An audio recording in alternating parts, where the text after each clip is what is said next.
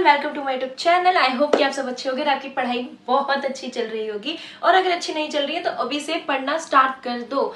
आज का video specially उनके लिए होने वाला है जो लोग केवीएस 2023 इंटरव्यू के लिए प्रिपरेशन कर रहे हैं।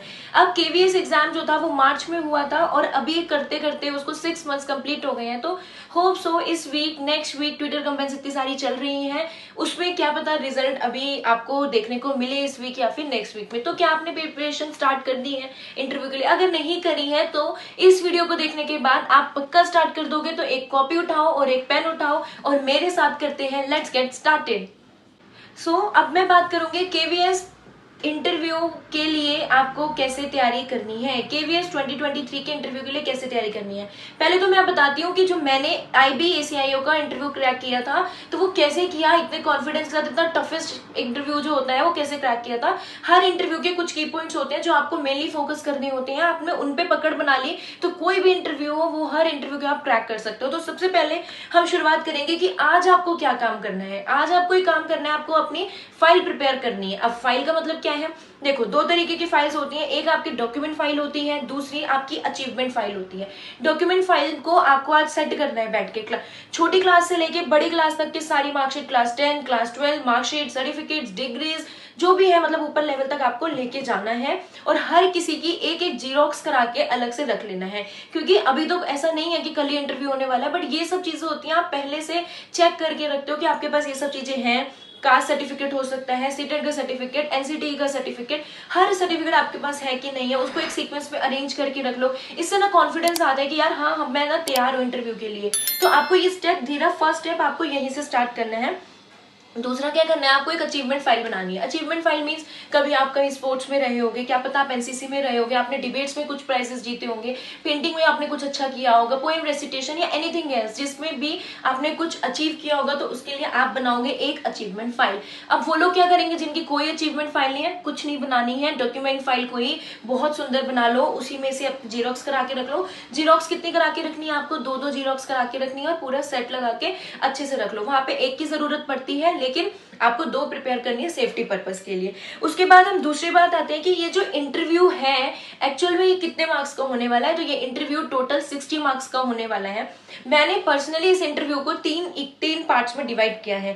पहला पार्ट हमारा बायोडेटा है, दूसरा पार्ट इंट्रोडक्शन और आपके सिचुएशनल क्वेश्चंस हैं, सिचुएशन वाले जो क्वेश्चंस होते हैं, और थर्ड जो पार्ट है हमारा आता है वो डेमो टीचिंग आती है। तो मैंने इस केवीएस इंटरव्यू 60 मार्क्स को मैंने 3 पार्ट्स में डिवाइड किया है। पहला आपका बायोडेटा, दूसरा आपका इंट्रोडक्शन और आपने सिचुएशनल क्वेश्चंस होते हैं उसको कैसे आंसर कर रहे हो, और तीसरा जो होता है वो डेमो टीचिंग होता है।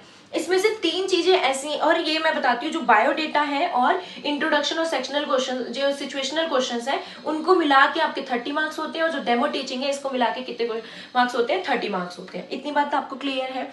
इनमें से जो पार्ट 1 है उसको आप पहले से प्रिपेयर करके जा सकते हो, पहले से आपको प्रिपेयर करना है।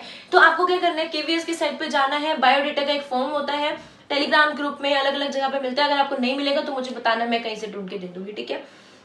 उसका प्रिंट निकालना है और उसको अच्छे से साफ सफाई से पहले भरना है।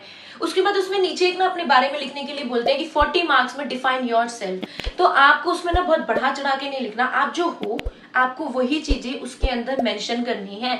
मान लो कि मैं बहुत एंथुसियास्टिक लड़की हूँ, ठीक है, मैंने लिख दिया कि मैं बहुत एंथुसियास्टिक हूँ, बल्कि मैं नहीं हूँ, मैं बिल्कुल डल और बोरिंग लड़की हूँ, ठीक है। तो मैंने एंथुसियास्टिक लिख दिया बट आई एम नॉट। तो फिर मैं जब वहां पे जाऊंगी इंटरव्यू देने और मैंने एंथुसियास्टिक तरीके से बिहेव नहीं किया तो उन्हें पता चल जाएगा कि यार छपा छपाया कहीं से लिख के लाई है। तो आप अपने आप को एनालाइज करो कि मेरे अंदर 10 एडजेक्टिव कौन कौन से हैं, 4 एडजेक्टिव कौन से हैं, मैं उनको डिफाइन करूं और क्या वो मेरे अंदर सच में है।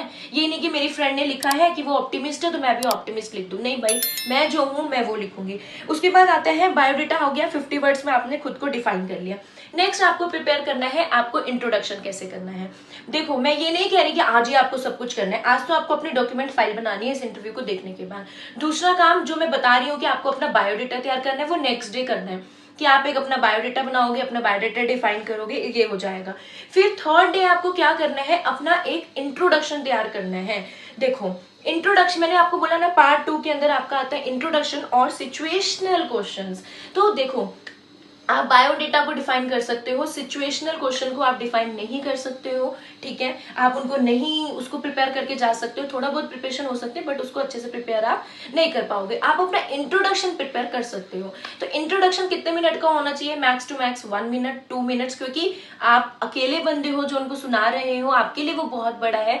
बट जो वहाँ पे कमिटी बैठी है, जो पैनल बैठा हुआ है, इंटरव्यू पैनल है, वो 10 लोगों का नहीं 100 लोगों का इंटरव्यू ले रहा है एक एक दिन में। तो उन्हें तो बहुत सारे लोगों का सुनना है, तो वो नहीं, उनको इंटरेस्ट नहीं आएगा। आपको अपने बारे में सिर्फ क्रिस्पी चीजें बतानी है कि भाई मैं ये हूँ, मैंने अपनी स्कूलिंग इतने मार्क्स से करी है। आपके मार्क्स कम आए थे तो आप बताओ कि भैया मेरे मार्क्स इतने तक थे, यहाँ तक, इसके बाद लेकिन मैं अब अपने आप को चेंज कर रही हूँ, मैं पढ़ना चाहती हूँ, मैं कुछ बनना चाहती हूँ, तो उसको लेके करना है, ठीक है। तो आपको अपना इंट्रोडक्शन प्रिपेयर करना है 1 मिनट का 2 मिनट का, ये नहीं कि 10 मिनट बैठ के अपना इंट्रोडक्शन दे रहे हैं, वो भी कह दे बेटा चुप हो जा, ऐसा नहीं करना है, ठीक है। तो आपको क्या करना है, अपना इंट्रोडक्शन बहुत अच्छे से देना है। अब उसके बाद हमें करना है सिचुएशनल क्वेश्चंस को आंसर कैसे करेंगे। सिचुएशनल क्वेश्चंस जो होते हैं उनको प्रिपेयर करने के लिए कोई मंत्र नहीं पढ़ना पड़ता, आपको लिसनिंग बढ़ानी पड़ती है। मेनली क्या होता है, आपको लिसन करना है, पहले आपको अच्छे से लिसन करना है, अच्छे से लिसनिंग करो, सुनो वो पूछ क्या रहे हैं, उसके बाद जो वो पूछ रहे हैं सिर्फ उतना ही आंसर दो। अब ये नहीं किसी ने बोला है कि आम में गुठली होती है तो तुम पूरा आम का स्ट्रक्चर बताने बैठ गए हो कि आम में बाहर पल्प होता है,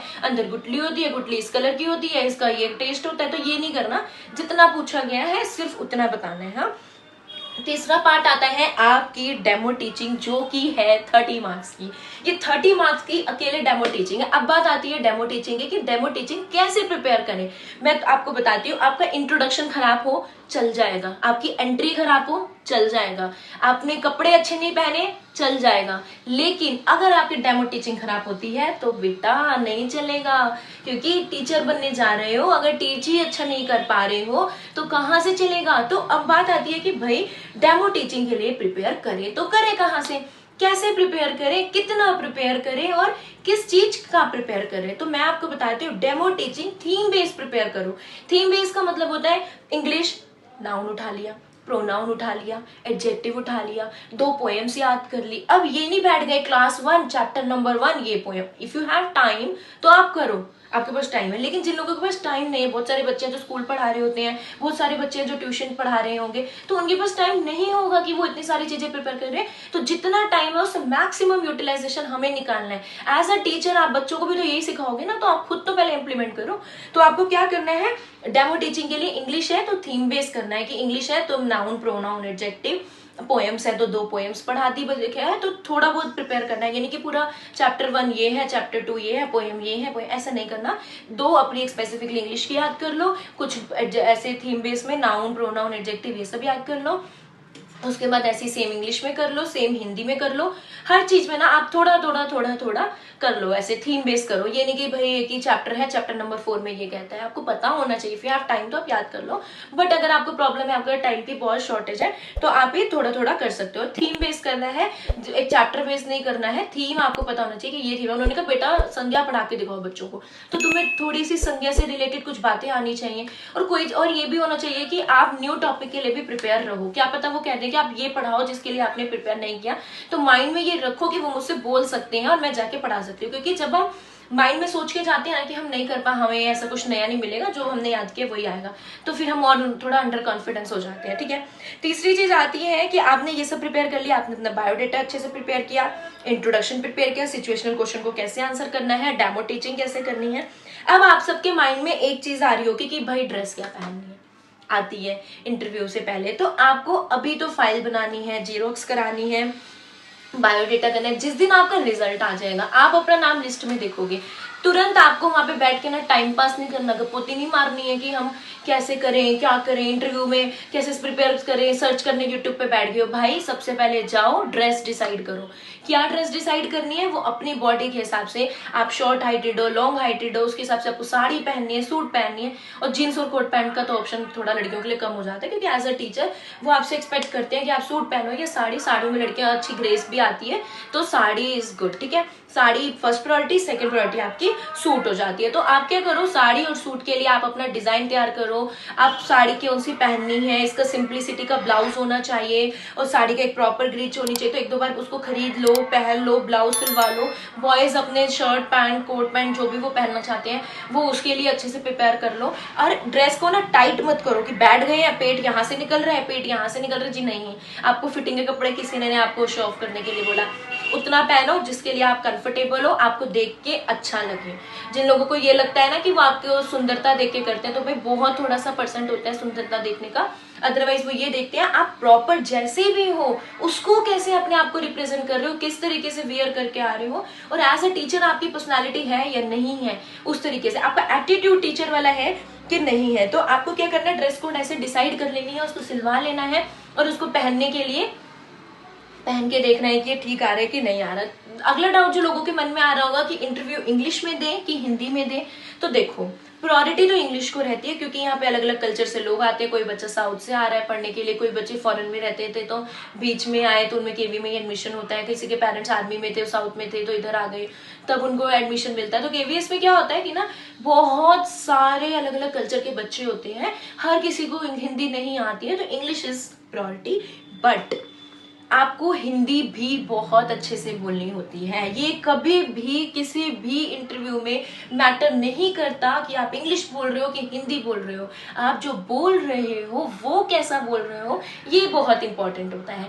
कभी भी ये नहीं होता कि भैया आपने हिंदी नहीं बोलनी चाहिए यार, हिंदी को वो लोग गलत समझेंगे, क्या सोचेंगे, ऐसा कुछ नहीं होता है यार। हिंदी मातृभाषा है, आप हिंदी बोलो लेकिन उसको पूरा कॉन्फिडेंस के साथ बोलो। इंग्लिश भी उसमें ऐड कर दो, अगर आपकी इंग्लिश और अच्छी नहीं है तो भी वो चलेगा, you will get good marks. Actual में मार्क्स इंग्लिश और हिंदी के नहीं है, this all marks are about confidence. आप किस तरीके से आप कंटेंट डिलीवर कर रहे हो। इंटरव्यू ही हमारा इंटरव्यू होता ही नहीं है, इंटरव्यू एक्चुअल में आपका पर्सनालिटी टेस्ट है। अब पर्सनालिटी लैंग्वेज से डिफाइन नहीं होती है, personality the way you speak, the way you talk, the way you walk, the way you express, ये होती है आपकी पर्सनालिटी। तो पर्सनालिटी टेस्ट में आपको ये सब चीजें एक्सप्रेस करनी है, लैंग्वेज बैरियर नहीं है। अगर आपके मन में ये डर लग रहा है यार मैं इंग्लिश नहीं बोल पाऊंगी, you have to try, you need to be try, but ये नहीं है कि आपको करना ही करना है। जितना आपसे हो पा रहा है आप उतना करो और कॉन्फिडेंस रखो कि भैया अगर मैं हिंदी भी बोलूंगी ना सामने वाला मुझे कम नंबर नहीं दे पाएगा। हिंदी बोलने का भी मेरा तरीका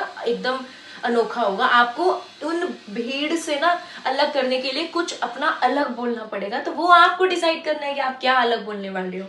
अगला आता है डेमो टीचिंग। मैंने उसका बता दिया है कि आपको थीम बेस्ड बनानी है और बार बार ही गूगल पे यूट्यूब पे सर्च नहीं करना कि कैसे प्रिपेयर करें। एक कॉपी लो, एक पेन लो और जो मैंने चीजें बताई हैं उसको तुमने लिखा होगा अच्छे से, वन बाय वन ना उसको फॉलो करो। Don't waste your time on channels और अपना वेस्ट मत करो। यू हैव ओनली 1 मंथ, भी मैं नहीं कह रही कि 1 मंथ भी होगा आपके पास। एकदम से इंटरव्यू आ जाएगा ना फिर पूरी लाइफ गिल्ट होगा कि यार अच्छे से प्रिपेयर नहीं कर पाए। तो वो गिल्ट ना आए ना, उसके लिए अपनी कॉपी किताबें उठाओ, पढ़ना शुरू करो और पढ़ने से ज्यादा स्मार्ट स्टडी करो कि क्या पहनना है, कैसे बोलना है। एक शीशा सामने रख लो और अपने आप से बातें करो। हाय एवरीवन, मेरा नाम ज्योति तिवारी है। वहां पे आप जिस तरीके से भी उनको इंट्रोडक्शन देने वाले हो कि मेरा नाम ज्योति तिवारी है, मैं ये हूँ, मैंने यहाँ से क्वालिफिकेशन करी है, तो आप अपने आप को शीशे में देख के बात करो। आप जहां भी देख के बात करते हो, किसी फ्रेंड को बिठा लो उसको सुनाना शुरू करो, गली के बच्चों को बुला के ले आओ, उनको पोएम याद कराओ। थोड़ा समाज सेवा भी हो जाएगी और आपकी खुद की सेवा भी हो जाएगी। तो अगर आपको ये वीडियो पसंद आया तो लाइक करना, जो भी डाउट्स होंगे वो कमेंट करना और चैनल को सब्सक्राइब करना। Thank you so much.